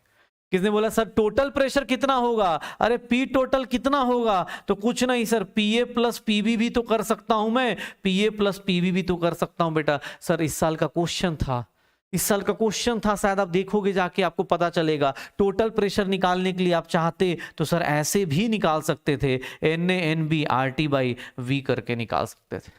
पक्का? तो सर ऐसे भी किया जा सकता है। That is what Dalton's law of partial pressure. Dalton's law of partial pressure इसी के बारे में डिस्कशन कर रहा होता है कि सर क्या क्या चीजें हैं, नॉन रिएक्टिव गैसेस मिक्सचर्स है। Partial pressure of A is nothing mole fraction of A into P total, partial pressure of B is nothing mole fraction of B into P total. अगर by the way आपको mole fraction याद नहीं आ रहा तो बेटा आप solution वाले topic में जाके देखो, मोल कॉन्सेप्ट वाले टॉपिक में रिवाइज करके देखो, वहां पे आपको मोल कॉन्सेप्ट पता चल जाएगा, मोल फ्रैक्शन का कॉन्सेप्ट पता चल जाएगा। इसके बाद देखो तो मेरे पास क्या आता है, इसके बाद हम लोग चलते हैं Graham's law of rate of diffusion. Graham's law of rate of diffusion और इफ्यूजन। सर डिफ्यूजन और इफ्यूजन, सर गैस का लीक होना अपने पास या गैस का मिक्सिंग होना, इसी को हम लोग क्या बोलते हैं, ग्राहम्स लॉ। इसी को हम लोग गवर्न करते हैं ग्राहम्स लॉ से। कौन सा गैस जल्दी मूव करेगा, कौन सा नहीं मूव करेगा, याद रखना at constant temperature and pressure, at constant temperature and pressure. Sir rate of diffusion हो चाहे इफ्यूजन हो, rate of diffusion sir directly inversely proportional to sir density, sir density के, डेंसिटी ऑफ गैस के inversely proportional होगा। Sir density of gas क्या होता है, PM upon R T. अगर टेम्परेचर कांस्टेंट है, प्रेशर कांस्टेंट है, आर कांस्टेंट है, तो उस केस में density is nothing molar mass के डायरेक्टली प्रोपोर्शनल। तो rate of diffusion is, rate of diffusion बोलो चाहे इफ्यूजन बोलो, इन दोनों का रेशियो सर ये क्या हो जाएगा, under root molar mass of gas, molar mass of gas. मतलब सर रेट ऑफ गैस कितना डिफ्यूज इफ्यूज करेगा, अगर मैं आर से इसको रिप्रेजेंट करूंगा तो 1 अंडर रूट डेंसिटी, या फिर अगर मैं बात करूं तो अंडर रूट एम हो जाएगा। Sir rate R1 by R2 लिखोगे तो या तो आप ऐसे लिख दो डेंसिटी 2 बाई डेंसिटी 1, या फिर M2 बाई क्या हो जाएगा, M1। डेंसिटी का अपने पास ऐसे रिलेशन हो जाएगा। पक्का? तो R1 by R2 under root D2 by D1 M2 by M1। पक्का? तो ग्राहम्स लॉ ऐसे करना है। किसने बोला सर रेट क्या होता है, तो rate of diffusion, rate of diffusion, effusion, अगर रेट ऑफ डिफ्यूजन की बात करते हैं तो rate of diffusion of gas is equal to nothing sir volume travelled by, volume travelled by gas divided by, volume travelled by gas divided by time taken. Sir volume divide by क्या हो जाएगा, time, volume by time, या फिर number of moles, number of moles diffused, number of moles diffused divided by time taken, number of moles diffused divided by time taken क्या हो जाएगा, n by t। और अगर मैं बात करूं तो सर यहाँ पे distance traveled by, distance traveled by gas, distance travelled by gas, आप जितने न्यूमेरिकल्स करोगे इन्हीं तीनों में से कोई बेस्ड होगा, मास के डायरेक्टली प्रोपोर्शनल नहीं होता है, ध्यान रखना। सर वो क्वेश्चन जब भी देगा इन्हीं तीनों में से कोई एक निकाल के देना पड़ेगा। मतलब रेट जो होता है, अगर R1/R2 लिख रहा हूं तो सर ये किसके इक्वल होगा, density of 2 upon density of 1। ये किसके इक्वल होगा, molar mass of 2 upon molar mass of 1। ये रेट ऑफ डिफ्यूजन इफ्यूजन से आएगा। लेकिन सर रेट है क्या, तो sir number of moles of 1 divide by time of 1 N2 by time T। Sir इसके कितने number of moles divide by time, इसके कितने number of moles divide by time. किसने बोला सर डिस्टेंस के रिस्पेक्ट में बताओ, तो सर आप ये भी ले सकते हो। सर किसने बोला नहीं सर मुझे वॉल्यूम के रिस्पेक्ट में बताओ, V1/T1 is nothing V2/T2। Sir overall आपके पास Graham's law of rate of diffusion effusion ये आएगा, रेट ऑफ डिफ्यूजन इफ्यूजन ये आना शुरू हो जाएगा। पक्का? तो सर ज्यादा से ज्यादा अपने पास इस तरह की चीजें पूछी जाएंगी, पढ़ते रहो। पक्का? Grams rate of diffusion effusion आज के टाइम पे अब थोड़ा कम होने लगा है, रीजन की एनसीईआरटी में नहीं है तो इसलिए थोड़ा कम हो गया इसका वेटेज, और कुछ नहीं। पक्का? चलो अब देखो, मुझे किसने बोला सर ग्राहम्स लॉ आ गया। ग्राहम्स लॉ के बाद मेरे पास अब थ्योरी में, अब थ्योरेटिकल चीजें शुरू करते, तो थ्योरी में क्या आती है sir, kinetic theory of gases. KTG में क्या बोला गया, ये एक्चुअली फिजिक्स में आपको पूरा चैप्टर पढ़ने को मिलेगा। केटीजी में क्या बोला गया, किसने प्रपोज किया, तो इसमें बोला गया मैक्सवेल ने। मैक्सवेल ने क्या बोलना शुरू किया कि मैक्सवेल ने बोला कि कोई इंटरमॉलिक्यूलर फोर्स नहीं है बिटवीन गैस मॉलिक्यूल्स, किसी भी गैस मॉलिक्यूल्स के बीच में कोई इंटरमॉलिक्यूलर फोर्स नहीं होता है। आइडियल गैस में sir volume of gas molecules हम लोग क्या ले लेते हैं, नेग्लिजिबल ले लेते हैं। काम की चीज देखो, वॉल्यूम ऑफ गैस मॉलिक्यूल्स क्या ले लेते हैं हम लोग, नेग्लिजिबल ले लेते हैं। वॉल्यूम ऑफ गैस मॉलिक्यूल्स क्या ले लेते हैं हम लोग, नेग्लिजिबल। सर इसने बोला कि सर वॉल्यूम जो होता है या गैस मॉलिक्यूल्स को हम लोग हमेशा क्या लेंगे, स्फेरिकल लेंगे। गैस मॉलिक्यूल्स को हम लोग हमेशा क्या लेंगे, स्फेरिकल लेंगे। सर गैस मॉलिक्यूल्स का जो एवरेज काइनेटिक एनर्जी है, average kinetic energy of gas molecules जो होगा, average kinetic energy of gas जो होगा वो डायरेक्टली प्रोपोर्शनल टू टेम्परेचर होगा, किसके, इन केल्विन स्केल में। और यहाँ पे हम लोग क्या करते, अगर एवरेज काइनेटिक एनर्जी पर मोल बोला जाए, पर मोल बोला जाए तो that is equals to 3/2 R into T. T is in kelvin scale. और इसी को अगर बोला जाए average kinetic energy per molecule बोला जाए, पर मॉलिक्यूल बोला जाए तो सर वो क्या हो जाएगा, R/एवोगाड्रो नंबर इंटू टी। इसी को हम लोग आगे जाके बोल्ट्जमैन कांस्टेंट बोल देते हैं। अगर आपको लगता है तो याद कीजिए, अदरवाइज आप सर R/Na से भी काम कर लेंगे। मैक्सवेल ने दो चार चीजें और बोली कि जितने भी कोलिजन होते हैं, गैसियस कोलिजन जो होते हैं वो सारे के सारे क्या होते हैं, गैसियस कोलिजन जो होते हैं वो सारे के सारे क्या होते हैं, इलास्टिक कोलिजन होते हैं, मतलब एनर्जी का लॉस नहीं होता है। ये सारी कहानी उसने किसके लिए करी, आइडियल गैस के लिए करी, आइडियल गैस के लिए किया। लेकिन आपको भी पता है आइडियल गैस रियल में एग्जिस्ट करता ही नहीं। आइडियल गैस एक आइडियल बिहेवियर है, जैसे आपसे एक्सपेक्ट किया जाता है कि आप सुबह से लेकर शाम तक पढ़ाई कर रहे हैं, या आइडियल बिहेवियर आपसे एक्सपेक्ट किया जा रहा है। वही सेम चीज मैक्सवेल ने ये बात बोली, लेकिन आपको भी पता है ऐसा नहीं होता। Sir volume of gas molecules आप नेग्लेक्ट नहीं कर सकते। जब आपके पास बहुत ज्यादा वॉल्यूम है ना, आप समंदर में से 1 लीटर निकाल लोगे तो फर्क नहीं पड़ेगा, लेकिन अगर आपके पास 5 लीटर पानी है और उसमें से 1 लीटर निकालोगे तो फर्क पड़ता है। सर आप अकेले हो, दीवार से टकराओगे तो ज्यादा तेज टकराओगे, लेकिन अगर आपको पीछे की तरफ कोई खींच रहा है तो आप उतने अच्छे से नहीं टकराओगे। सर मैक्सवेल ने ये सारी चीजें करी। मैक्सवेल का कॉन्फिडेंस थोड़ा और बढ़ा, उसने एक कर्व दे दिया और उस कर्व को हम लोग बोलते हैं Maxwell Boltzmann curve. Maxwell Boltzmann curve. उसने बोला कि भाई साहब एक काम कीजिए, आप लोग मैक्सवेल बोल्ट्जमैन डिस्ट्रीब्यूशन कर्व। इसने क्या करा, स्पीड ऑफ गैस मॉलिक्यूल्स ना 3 निकाल दी। ध्यान से देखना, मैक्सवेल बोल्ट्जमैन कांस्टेंट कर्व्स क्या है, तो सर इसको बोला गया कि सर यहाँ पे क्या है, ये है फ्रैक्शन ऑफ मॉलिक्यूल्स, ये क्या है, फ्रैक्शन ऑफ मॉलिक्यूल्स है एक्स वाई एक्सिस पे, और इधर क्या है, तो इधर स्पीड है। सर यहाँ देखना ध्यान से, इसने एक कर्व बनाया और उस कर्व में देखने को क्या मिला, सर इस कर्व में 3 वेलोसिटीज हमें देखने को मिली।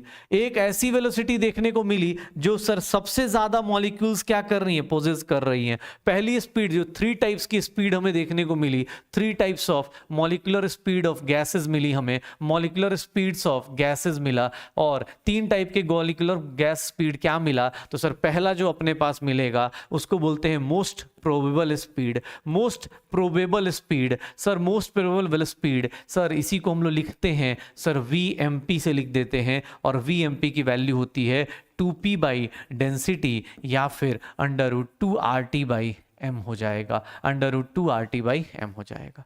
फिर किसने बोला सर सबसे हाईएस्ट स्पीड कौन सी है, सबसे हाईएस्ट स्पीड देखोगे तो इसको हम लोग बोल देते हैं VRMS, और अगर बीच की बात करें तो सर ये कौन सा होगा, V एवरेज होगा। तो सर दूसरा स्पीड कौन सा होता है, average speed. Average speed, average speed क्या हो जाएगा, ध्यान से देखो अपने पास, V average is √2 V average is, अगर मैं देखूं तो V एवरेज देखोगे तो सर 8 P/D या फिर √8 RT/m हो जाएगा।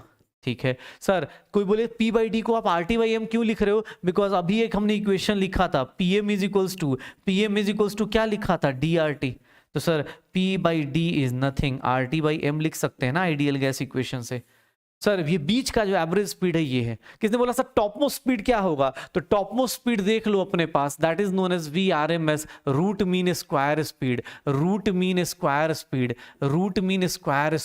Sir root mean square speed की वैल्यू देखोगे तो सर इसकी वैल्यू होती है VRMS की अंडर रूट सर 3P/D या फिर √3 RT/m हो जाएगा पक्का। तो VRMS सर अलग अलग टाइप की speed, most probable, average speed, और क्या हो जाएगा अपने पास VRMS, V root mean square speed. तो ये छोटी छोटी चीजें हम लोगों ने कर ली। उसके बाद मैक्सवेल बोल्ट्जमैन डिस्ट्रीब्यूशन कर्व में तीनों के तीनों स्पीड को देखोगे, सर तीनों के तीनों स्पीड में अपने पास रिलेशन देखोगे। सर ये देख लो अपने सर VRMS, सब में एक चीज देखने को कॉमन मिलेगी, सर इसका देख लो, सर अपना तीनों स्पीड को देखो, सर आप तीनों स्पीड को देख लो 8 RT/m, सर इन तीनों स्पीड को देख लो, सर ये 3 RT/m। इन तीनों स्पीड में टेम्परेचर के डायरेक्टली प्रोपोर्शनल है और मोलर मास के इनवर्सली प्रोपोर्शनल है। सर इनका रेशियो लोगे, इसका क्या आ जाएगा √2, इसका क्या आ जाएगा 8/π,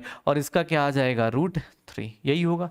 और ध्यान रखना अगर टेम्परेचर बढ़ाओगे सर तीनों टाइप की स्पीड क्या होगी, बढ़ेगी, और मोलर मास बढ़ाओगे सर वेलोसिटी क्या होगी, कम होगी। तो ग्राफ में अगर ग्राफ वाइज बात करेंगे तो मैक्सवेल डिस्ट्रीब्यूशन कर्व में दो चीजें होती हैं, मैक्सवेल डिस्ट्रीब्यूशन कर्व में दो चीजें होंगी। सर अगर ये टेम्परेचर T1 है, ये T2 है, ये T3 है, देख लो स्पीड बढ़ रही है कहाँ पे, स्पीड कहाँ बढ़ रही है, यहाँ पे फ्रैक्शन ऑफ मॉलिक्यूल्स हैं, यहाँ फ्रैक्शन ऑफ मॉलिक्यूल्स हैं। सर ये ना क्वेश्चन पूछा जा सकता है, सर क्या होगा स्पीड में, देख लो अपने पास T1 is less than T2 is less than T3, क्योंकि टेम्परेचर बढ़ाओगे ग्राफ किधर की तरफ शिफ्ट होता है, राइट की तरफ, मतलब स्पीड बढ़ जाती है। अगर वही चीज मैं ऐसे बना दूं,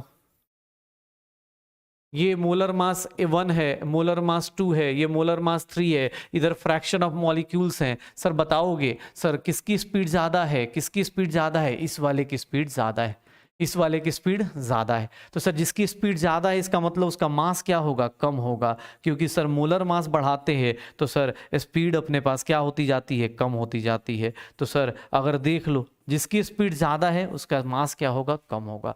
तो यहाँ पे क्वेश्चन आ जाता है टेम्परेचर बढ़ाओगे तो ग्राफ राइट साइड, मास बढ़ाओगे ग्राफ किधर मूव करेगा, लेफ्ट साइड मूव करेगा पक्का। तो सर ये छोटी छोटी चीजें आती हैं। फिर मेरी लाइफ में आता है रियल गैस का एनालिसिस करना, रियल गैस का एनालिसिस करना या वैन डर वाल इक्वेशन। सर यहाँ पे देखो ये सारी कहानी किसके लिए हो गई, तो सर ये सारी कहानी हम लोगों ने देख लिया आइडियल गैस के लिए, लेकिन यार रियलिटी में ये है कि रियल गैस एग्जिस्ट करती है, आइडियल गैस तो होती ही नहीं है। रियल गैस का एनालिसिस देखो सर, सबसे पहली चीज सर आप जो ये पढ़ रहे हो PV = nRT, ये गलत अपने पास कैसे है, ये इसको हम लोग आइडियल गैस इक्वेशन बोल देते।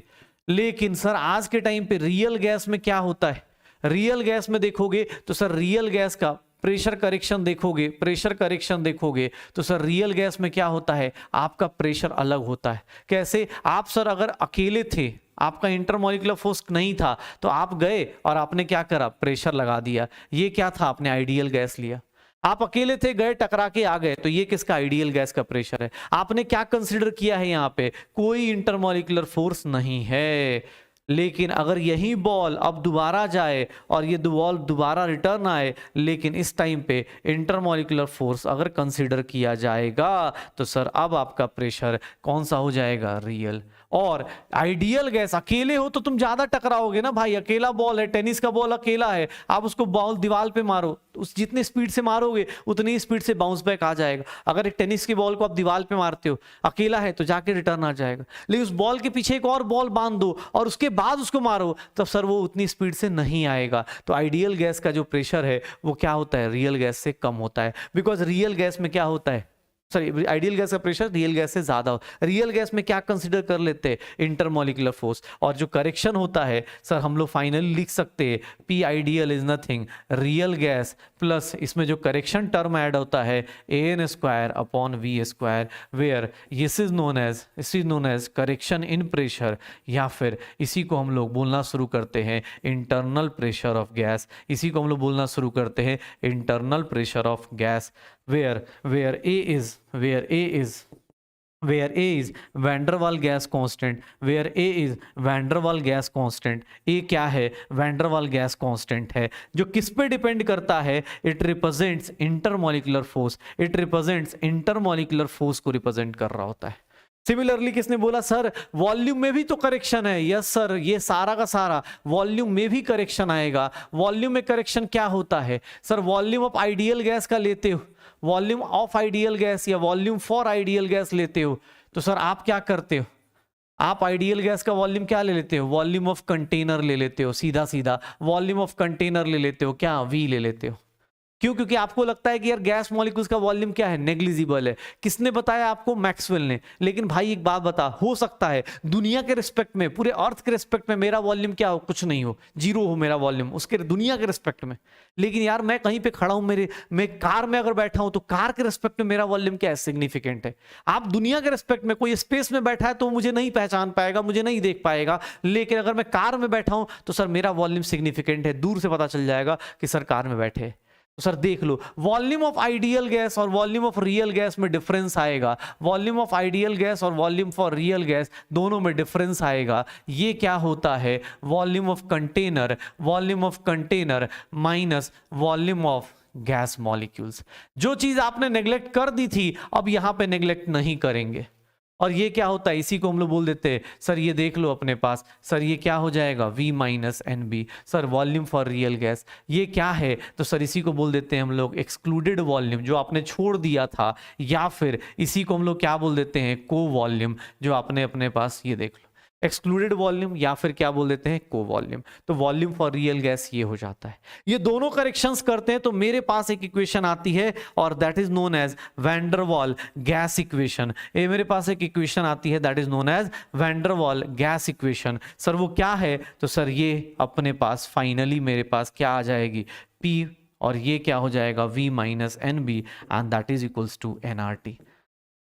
सर वैन डर वाल ने क्या किया, प्रेशर में करेक्शन किया, वॉल्यूम में करेक्शन किया, और उसकी वैल्यू किसके इक्वल कर दी, NRT। अगर एक मोल लेते हैं फॉर 1 मोल, अगर 1 मोल लेते हैं तो सर वॉल्यूम क्या हो जाता है, वॉल्यूम को क्या लिख दें, मोलर वॉल्यूम लिख दें, वॉल्यूम क्या हो जाएगा, मोलर वॉल्यूम, और इसी को हम लोग क्या लिखेंगे, VM। देखना ध्यान से, अगर 1 मोल लेते हैं तो सर ये फॉर्मूला कैसा दिखता है,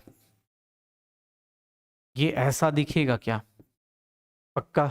तो सर रियल गैस एनालिसिस में पहला करेक्शन किया गया, आइडियल गैस और रियल गैस में डिफरेंस देखा गया, और यहां पे करेक्शंस करके ये देखा गया कि भैया क्या क्या चीजें और अलग अलग हो सकती हैं, ये चीजें आई। फिर किसने बोला सर एक बात बताओ, ये कौन सी गैस, रियल गैस और उसमें आइडियल गैस में और डिफरेंस करने के लिए कुछ बताओ। तो एक वर्ड आया मेरी लाइफ में and that is known as compressibility factor. Compressibility factor क्या मेजर करता है, इसको जेड से रिप्रेजेंट करते हैं। It represents sir deviation of real gas, ये रियल गैस का डेविएशन दिखाता है, कहां से, from ideal gas behaviour, ideal gas behaviour से इसका सर अपने पास अलग चल रहा होगा डेविएशन।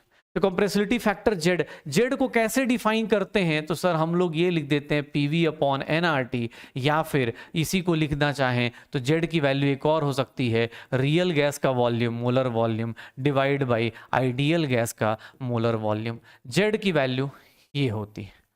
तुम खुद से देख लो, for ideal gas, ideal gas के लिए सर जेड की वैल्यू कितनी हो जाएगी? आइडियल गैस के लिए पीवी की वैल्यू क्या होती है? एनआरटी के इक्वल। तो सर यहां से जेड की वैल्यू कितनी आ जाएगी? 1 आ जाएगी।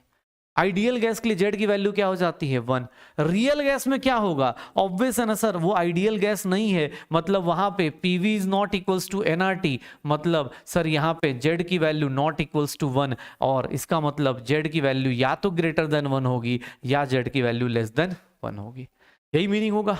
अगर जेड की वैल्यू ग्रेटर देन 1 है, जेड की वैल्यू ग्रेटर देन 1 आ रही है, और अगर जेड की वैल्यू लेस देन 1 आ रही है, दो ही केस हो सकते हैं रियल गैस में ना, दो ही केस हो सकते हैं। 1 तो हो नहीं सकते, तुम 1 हो नहीं सकते, क्योंकि 1 होते ही तुम्हारा क्या हो जाएगा? Ideal behaviour. लेस देन 1 होगा या फिर ग्रेटर देन 1 होगा। सर अगर ग्रेटर देन 1 है, इसका मतलब सर रियल गैस का वॉल्यूम अपॉन आइडियल गैस का वॉल्यूम, सर ये क्या हो जाएगा? Greater than 1। मतलब रियल गैस का वॉल्यूम किससे ज्यादा है? आइडियल गैस के वॉल्यूम से ज्यादा है। अब तुम बोलो सर इससे क्या मतलब?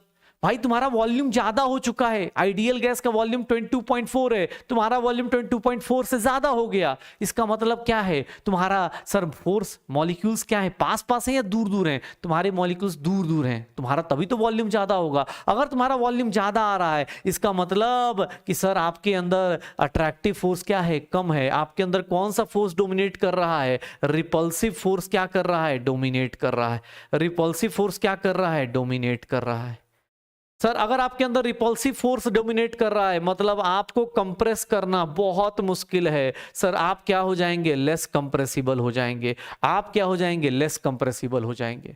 लेकिन अगर जेड लेस देन 1 है, मतलब सर रियल गैस का volume upon volume of ideal gas, ये वैल्यू क्या आ जाएगी? Less than 1। मतलब सर रियल गैस का वॉल्यूम कम आ जाएगा आइडियल गैस से। और इसका सिग्निफिकेंस क्या है? तो सर इसका सिग्निफिकेंस ये है कि आप इसको आसानी से, इसमें क्या होगा? अट्रैक्टिव फोर्स क्या कर रहा है? अगर आपका वॉल्यूम कम आ रहा है, आप लोग आप दोस्त यहां सोचो ना, रियल में आपके और आपके दोस्त के बीच में बहुत बड़ा वॉल्यूम है, मतलब आपकी दोस्ती उतनी अच्छी नहीं है, क्योंकि अगर अच्छा दोस्त होगा तो पास में आएगा और आपको कंप्रेस करना आसान होगा। यहां अट्रैक्टिव फोर्स क्या करेगा? डोमिनेट करेगा। यहां अट्रैक्टिव फोर्स डोमिनेट करेगा। यहां पे बात करेंगे तो सर ये हाईली कंप्रेसिबल हो जाएगा। ये क्या हो जाएगा? हाईली कंप्रेसिबल हो जाएगा। हाईली कंप्रेसिबल हो जाएगा। तो ये छोटी छोटी चीजें हैं, अट्रैक्ट करते करते रहो, हाईली कंप्रेसिबल हो जाएगा। तो जेड की वैल्यू से ये पता चल जाता है। फिर किसने बोला सर रियल गैस में जेड की वैल्यू कैसे कैसे फ्लक्चुएट कर सकती है? तो उसके दो कंडीशंस याद रखिएगा। At sir very low pressure, अगर लो प्रेशर है तो सर लो प्रेशर मतलब क्या हो गया? वॉल्यूम क्या हो जाएगा? हाई। वॉल्यूम क्या हो जाएगा? Very high. सर देखो अपने पास एट वेरी लो प्रेशर या वॉल्यूम वेरी हाई, सर अगर वॉल्यूम बहुत हाई है तो V माइनस बी को, Vm माइनस बी को क्या ले लूंगा? V ले लूंगा। Sir P plus a by V M square, sir ये क्या है? Vm माइनस बी है और that is equals to R T. ध्यान से देखना अपने पास, सर इसको मैंने क्या ले लिया? P plus a by V M square, और इसको क्या ले लिया मैंने? Vm ले लिया, and that is equals to R T. Multiply कर दो PVm plus a by V M and that is equals to R T. देख लो अपने पास PVm is nothing R T minus a by V M. और एक काम करो, सबको किससे मत डिवाइड कर दो? आर टी से डिवाइड कर दो। सबको किससे डिवाइड कर दो? आर टी से डिवाइड कर दो। आर टी से डिवाइड करोगे पता है क्या आ जाएगा? PV upon this is Z, और जेड की value 1 minus A upon V M R T. Z की वैल्यू क्या हो जाएगी? 1 minus A upon V M R T. Z की वैल्यू क्या हो जाएगी? 1 minus A upon V M R T. मतलब अगर बहुत लो प्रेशर पे है कोई भी गैस तो उसके जेड की वैल्यू हमेशा क्या होती है? 1 होती है। 1 से कम ही होगी। 1 से क्या होगी? हमेशा कम होगी।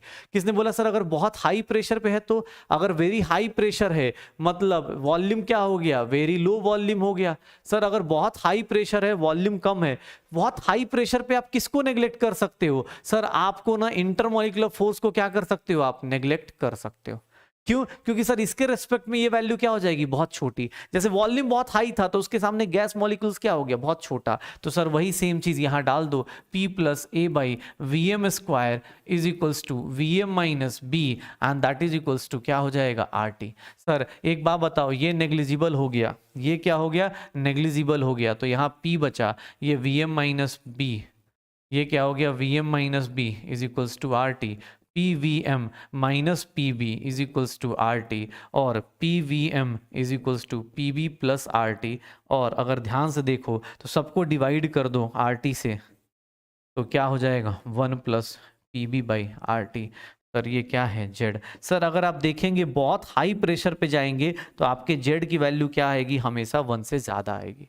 सर देखो लो प्रेशर पे 1 से लो है और जेड की वैल्यू 1 से ज्यादा कब होगी, बहुत हाई प्रेशर पे। इसीलिए जब भी आप जेड का ग्राफ देखते हो ना, आप जब भी जेड का ग्राफ देखते हो तो आपको दो चीजें देखने को मिलती हैं जेड वर्सेस प्रेशर ग्राफ पे। जेड 1 कब होता है, सर जेड 1 होता है किसके लिए, आइडियल गैस के लिए। अब देखो जैसे जैसे आप जितने भी ग्राफ देखोगे ना, आपको हमेशा ग्राफ ऐसे दिखेगा, आपको ग्राफ ऐसे दिखेगा। ऐसा क्यों दिख रहा है, क्योंकि सर लो प्रेशर पे जेड की वैल्यू, लो प्रेशर पे जेड की वैल्यू, ध्यान से देखना, लो प्रेशर पे जेड की वैल्यू 1 से क्या रहती है, कम। जैसे जैसे प्रेशर बढ़ेगा जेड की वैल्यू क्या हो जाएगी, 1 से ज्यादा। इसीलिए देख लो अपने पास ग्राफ कैसा जाएगा, ऊपर की तरफ। ये टिक वाला ग्राफ क्यों बनता है, ऐसे बनता है। सर फॉर हाइड्रोजन इसमें एक और केस होता है, हाइड्रोजन और हीलियम ले लेंगे। अगर हाइड्रोजन और हीलियम, तो वहां ए की वैल्यू ऑलमोस्ट क्या ले लेते हैं, इंटरमॉलिक्यूलर फोर्स क्या ले लेते हैं, 0। ए की वैल्यू जैसे ही 0 करोगे जेड की वैल्यू क्या आती है। सर हाइड्रोजन और हीलियम में आप किसी भी कंडीशन में, at any condition of pressure, at any condition of pressure, किसी भी कंडीशन ऑफ प्रेशर में जाओगे हाइड्रोजन और हीलियम में, जेड की वैल्यू जो होती है हमेशा क्या रहेगी, ग्रेटर देन दिस। तो सर हाइड्रोजन हो चाहे हीलियम हो, हमेशा जेड की वैल्यू क्या रहेगी, ग्रेटर देन दिस। पक्का। तो सर इवन आप ग्राफ बनाओगे ना, पीवी का कर्व बनाओगे, अगर आप पीवी का कर्व बनाते हो ना तो आइडियल गैस और रियल गैस का अलग बनेगा। पीवी का कर्व अगर आइडियल गैस का, ये क्या है, ये आइडियल गैस का है। अगर मैं बात करूं तो ये आइडियल गैस का है। रियल गैस कैसा बनेगा, तो रियल गैस देख लो, ये क्या हो जाएगा, रियल गैस का हो जाएगा। तो ये छोटी छोटी चीजें हैं जो आपको ध्यान रखनी है। रियल गैस के एनालिसिस में देख लो अपने पास दो चीजें आ गई। अच्छा यहाँ पे मेरे से एक चीज रह गई ना, बी वाला फैक्टर रह गया कि बी क्या होता है। B is nothing, B is van der Waals constant, B is again van der Waals constant. और बी क्या बताता है, बी क्या बताता है, B is again represents, B represent size of gas molecules. यहाँ पे ये रह गया है, represent size of gas molecules, size of gas molecules. ये बी की वैल्यू क्या होती है, साइज ऑफ गैस मॉलिक्यूल्स की। तो ए और बी ये दो वैंडरवाल कांस्टेंट थे, फिर हम लोगों ने ये बात करी, फिर हमने ये बात करी। पक्का। अब sir real gas ideal gas की तरह कभी तो बिहेव करेगा। रियल गैस आइडियल गैस की तरह कब बिहेव करना शुरू करेगा, real gas behaves as ideal gas की तरह कब बिहेव करना शुरू करता है, थोड़ा ध्यान से देखो। रियल गैस आइडियल गैस की तरह कब बिहेव करता है, जेड की वैल्यू देखना 1 minus A upon V M R T है, या फिर जेड की वैल्यू क्या है, 1 plus P B by R T. Ideal gas में जेड की वैल्यू क्या होनी चाहिए, 1 होनी चाहिए। आइडियल गैस में जेड की वैल्यू क्या होनी चाहिए, 1 होनी चाहिए, 1 के आसपास होनी चाहिए। 1 के आसपास कब जा पाओगे तुम, 1 के आसपास कब जा पाओगे। सर देखो ना अपने पास, अगर टेम्परेचर हाई कर दोगे, टेम्परेचर हाई करोगे दोनों केस में, देखना ध्यान से, टेम्परेचर हाई होगा सर, न्यूमरेटर डिनोमिनेटर हाई होगा तो ये वैल्यू क्या होगी, कम होगी। टेम्परेचर हाई होगा तो ये वैल्यू क्या होगी, कम होगी। जेड की वैल्यू क्या होगी, आसपास पहुंचेगी।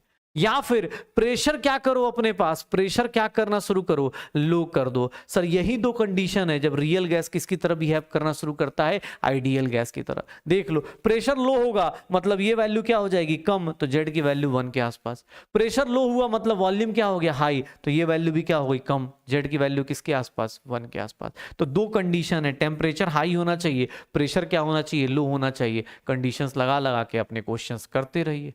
किसने बोला sir real gas ideal gas की तरह बिहेव करेगा, तो यहां पे एक टेम्परेचर भी डिफाइंड हो जाता है and that is known as Boyle's temperature. Boyle's temperature क्या होता है, इसको हम लोग टीबी से रिप्रेजेंट करते हैं। टीबी से क्या है, तो सर ये क्या है, ये temperature at which ideal gas behaves, real gas behaves as ideal gas, ideal gas की तरह बिहेव करना शुरू करता है, उसी को क्या बोलते हैं, बॉयल्स टेम्परेचर। और टीबी की वैल्यू क्या हो जाती है, ए अपॉन आर बी हो जाती है। टीबी की वैल्यू क्या हो जाती है, ए अपॉन आर बी हो जाती है। पक्का। तो बॉयल्स टेम्परेचर क्या है। अच्छा अब देखो गैस पढ़ा, गैस के अंदर हमने चीजें करी, गैस में अब ये चीज देखनी शुरू करें कि भैया कौन सा टेम्परेचर क्या होगा, किस तरह की बातें करेगा। ये सारी चीजें करने के बाद अब मेरे पास जो आता है वो होता है लिक्विफेक्शन ऑफ गैसेस। पहले हमने गैस पढ़ा, गैस को हमने क्या करा, देखा कि हाँ यार ये गैस अलग है, ये इसके लॉज हो गए, इसकी आइडियल बिहेवियर हो गया, इसका नॉन आइडियल बिहेवियर हो गया। अब एक गैस को क्या करते हैं, गैस ने बहुत परेशान किया है, तो एक काम करते हैं, गैस को ना अब लिक्विफाई कर देते हैं, गैस को अब लिक्विफाई कर देते हैं। गैस और लिक्विड, गैस को अगर लिक्विड में लेके जाना है भाई साहब, तो गैस को लिक्विड में लेके जाने के लिए दो ही कंडीशन है, या तो आप प्रेशर क्या कर दो, हाई कर दो, और टेम्परेचर क्या करना शुरू कर दो, लो करना शुरू कर दो। प्रेशर हाई करो और टेम्परेचर क्या करो, लो करो। सर यहाँ पे तीन चीजें डिफाइन होती हैं। एक होता है क्रिटिकल टेम्परेचर, सबसे पहले हम डिफाइन करते हैं क्रिटिकल टेम्परेचर, ये क्या है, टीसी। क्रिटिकल टेम्परेचर क्या है, temperature below which, temperature below which, sir यहां तीन चीजें डिफाइन होती हैं, temperature below which a gas can exist as, a temperature below which a gas can exist as liquid. Sir जिसके नीचे वो क्या रहेगा, तो टेम्परेचर लो करना है, टेम्परेचर लो किससे करना है, टेम्परेचर लो मतलब temperature is lower than TC, temperature should be lower than TC. TC क्या है, जिसके नीचे क्या रहेगा, गैस लिक्विड की तरह, और टीसी की वैल्यू जो होती है 8A/27 RB हो जाती है, 8A/27 RB। सर इसी तरह से प्रेशर के बारे में बात करेंगे, तो जहां पे प्रेशर लेते हैं उसको हम बोलते हैं क्रिटिकल प्रेशर, पीसी बोल देते हैं। और पीसी का वैल्यू क्या होता है, sir pressure above which, pressure above which, जिस प्रेशर के ऊपर gas can exist as liquid. Sir temperature कम करना है और प्रेशर क्या करना है, ज्यादा करना है, तो pressure above which gas can exist as liquid। तो सर PC की वैल्यू क्या आ जाएगी, PC की value is nothing A/27 B²। तो सर ये PC हो गया, ये TC हो गया। सर गैस का लिक्विफिकेशन हम लोग क्रिटिकल पॉइंट पे डिसाइड करते हैं, क्रिटिकल पॉइंट पे डिसाइड करते हैं। यहाँ पे एक चीज़ और आती है, वो होता है क्रिटिकल वॉल्यूम, वो होता है क्रिटिकल वॉल्यूम, क्रिटिकल वॉल्यूम जिसको VC बोलते हैं। और VC क्या होता है, volume of gas, volume of eight critical temperature and pressure, critical temperature and critical pressure, critical temperature and critical pressure. जिस टाइम पे VC की वैल्यू क्या आती है 3B। सर अगर आप ZC compressibility factor eight critical point निकालना चाहते हैं, अगर Z एट क्रिटिकल पॉइंट निकालना चाहते हैं, इसको ZC से लिखें तो that will be PC VC/RTC, और इसकी वैल्यू निकल के आती है 3/8। पक्का। सर इन तीनों के बीच में अपने पास PC VC, ये तीनों क्या है, एक आइसोथर्म बनाते हैं जिसको हम बोलते हैं एंड्रयूज आइसोथर्म। सर उससे पहले देखो, ये अपने पास ये गैस है।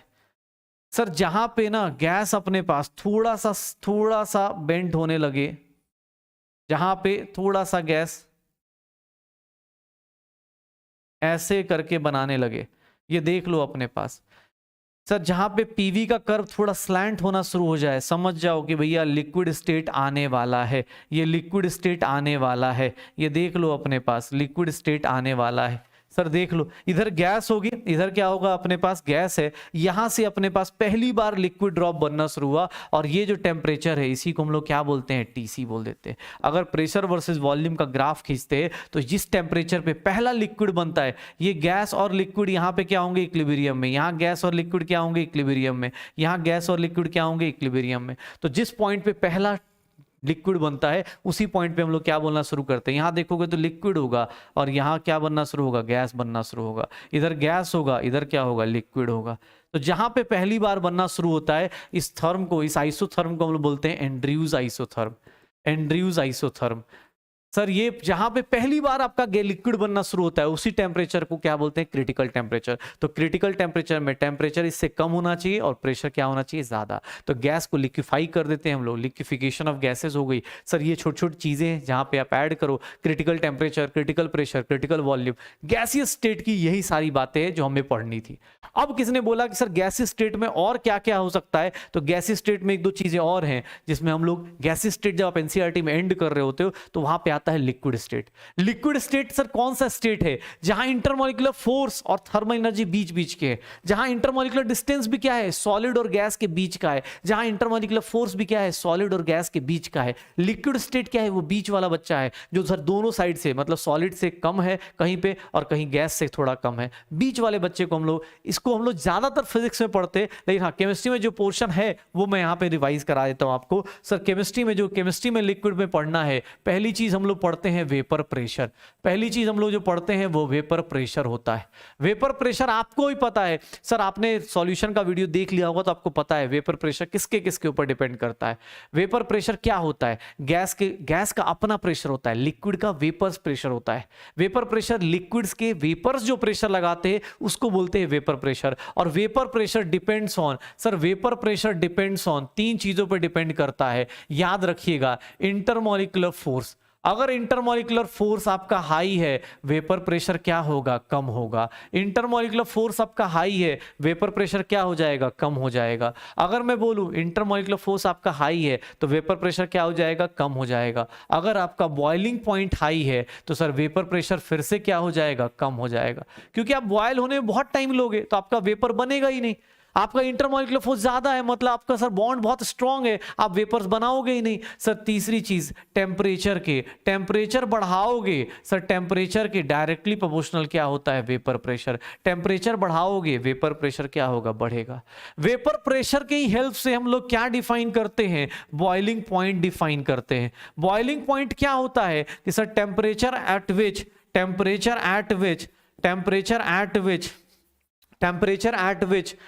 सर क्या हो जाए? Vapour pressure of liquid becomes equal to, vapour pressure of liquid is equal to atmospheric pressure. Vapour pressure of liquid is equal to atmospheric pressure. Vapour pressure of liquid is equal to atmospheric pressure, जिस temperature पे equal हो जाए। Sir याद करो, हमने solution में एक graph पढ़ा था कि सर अगर वेपर प्रेशर है और इधर टेम्परेचर है तो सर अगर ये एटमॉस्फेरिक प्रेशर का ग्राफ है, एटमॉस्फेरिक प्रेशर की लाइन है, तो जैसे जैसे आप टेम्परेचर बढ़ाओगे वेपर बढ़ता जाएगा बढ़ता जाएगा बढ़ता जाएगा, और जिस पॉइंट पे टच करेगा वही पॉइंट क्या कहलाता था? बॉइलिंग पॉइंट कहलाता था।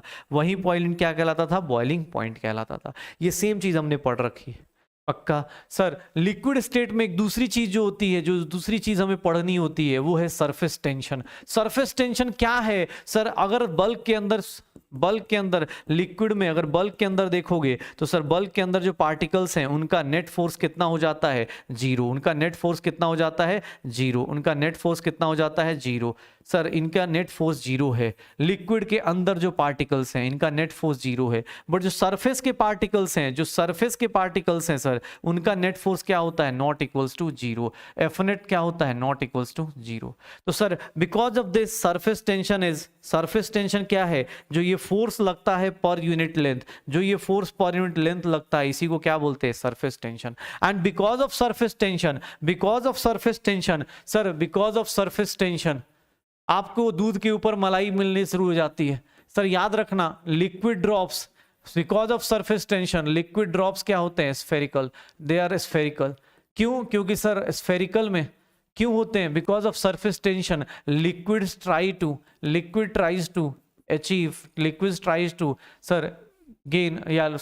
Tries to reduce surface area. Sir surface area को क्या करना चाहते हैं? वो लोग कम करना चाहते हैं। सर इसी कारण because of surface tension sir upper जो लेयर्स होगी, अपर लेयर जो होगा, upper layer of liquid, sir upper layer of liquid किस तरह बिहेव करना शुरू करता है? Upper layer of liquid behaves as stretched membrane. Sir अपने को ये सब कुछ स्ट्रेच्ड मेम्ब्रेन की तरह बिहेव करना शुरू होता है। दूध के ऊपर जो मलाई जमती है इसी कारण जम रही होती है। स्फेरिकल क्यों होते हैं? बिकॉज इन 3 डायमेंशन में सर स्फेयर का सबसे कम एरिया होता है। Sphere has least surface area, सबसे कम सरफेस एरिया होता है, दैट्स वाई लिक्विड ड्रॉप्स होते हैं। सरफेस टेंशन के कारण ये सारी चीज होती है। फिर लास्ट में हमारे पास जो थर्ड चीज आती है वो होती है viscosity. Viscosity is nothing, sir viscosity is nothing. ये पूरा आप जो भी दो लाइन में पढ़ रहे हो, फिजिक्स में एक टॉपिक है ये। विस्कोसिटी इज नथिंग, लिक्विड के बीच में friction between liquid layers, friction between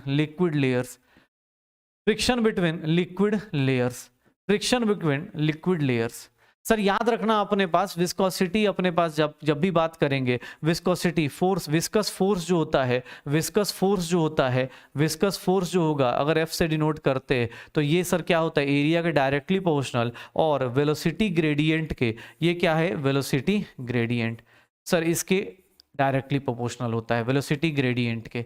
तो सर विस्कस फोर्स जो होगा that is equals to eta a dv by dx हो जाएगा। Eta a dv by dx where eta is known as coefficient of viscosity, where eta is known as coefficient of viscosity, coefficient of viscosity. जितना viscosity high है, मतलब viscosity किसी की high है, viscosity अगर high है मतलब उसका मूवमेंट क्या होगा, उतना स्लो होगा, मूवमेंट क्या होगा, उतना कम होगा। सर याद रखिएगा दुनिया का सबसे ज्यादा विस्कस जो सॉलिड है वो ग्लास जो है मोस्ट विस्कस लिक्विड है, सबसे ज्यादा विस्कस लिक्विड है। किसी को लगता हो ग्लास कैसे विस्कस लिक्विड है, भैया दुनिया का सबसे कम मूव करने वाला लिक्विड होता है। आप बोलो सर देखने में सॉलिड है, नहीं भैया, आप सॉलिड स्टेट में जानते हो, या जो लोग 11th में वाले देख रहे होंगे तो भैया सॉलिड स्टेट में आप पढ़ोगे ग्लास के अंदर क्या होता है, लिक्विड कैरेक्टर होता है। ग्लास ना अगर 100 साल के लिए छोड़ दिया जाए तो धीरे धीरे क्या करता है, नीचे की तरफ मूव करता है। तो glass is most viscous liquid. अच्छा एक चीज और, टेम्परेचर बढ़ाने पे ध्यान रखना, टेम्परेचर बढ़ाने पे सर, टेम्परेचर बढ़ाने पे आपका वेपर प्रेशर ऑफ लिक्विड क्या होता है, टेम्परेचर बढ़ाने पे वेपर प्रेशर ऑफ लिक्विड बढ़ता है, लेकिन सरफेस टेंशन क्या होता है, कम हो जाता है।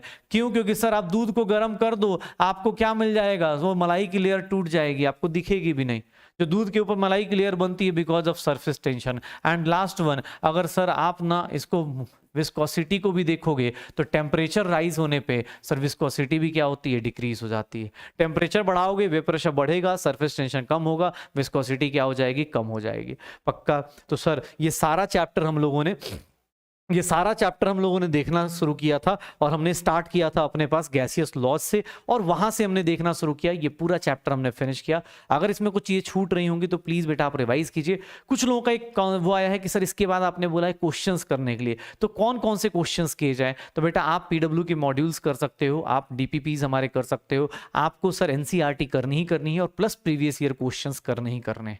आपको बार बार बोल रहा हूं, आप इस वीडियोस को एज अ रिवीजन, जब भी आपको लगता हो कि नहीं यार मैं खुद से रिवीजन नहीं कर पा रहा हूं, तब इन वीडियोस को आप देखना शुरू करो। पूरा कंप्लीट चैप्टर 1 घंटा 10 मिनट में आपका पूरा खत्म करा दिया जाएगा। पक्का? यहां कॉन्सेप्ट्स नहीं बनेंगे, हाँ कॉन्सेप्ट की रिवीजन जरूर हो जाएगी और फॉर्मूला सारे रिवाइज हो जाएंगे। आप इस चैप्टर को 10 बार 4 बार 5 बार जितनी बार हो सकता है, अगर आप नोट्स खुद के नहीं पढ़ सकते तो आप इसको ही फॉलो करो। अगर आप किस दोस्त को हेल्प कर सकते हो तो उसको बताओ कि यार ये ऐसे भी कर सकते हैं, क्योंकि जब पॉजिटिविटी होती है तो सारे इन्वायरमेंट को लेकर रिजल्ट बनाया जाता है। पक्का? तो चलो अगले सेशन में मिलते हैं, तब तक के लिए एंजॉय करते रहो, पढ़ाई करते रहो।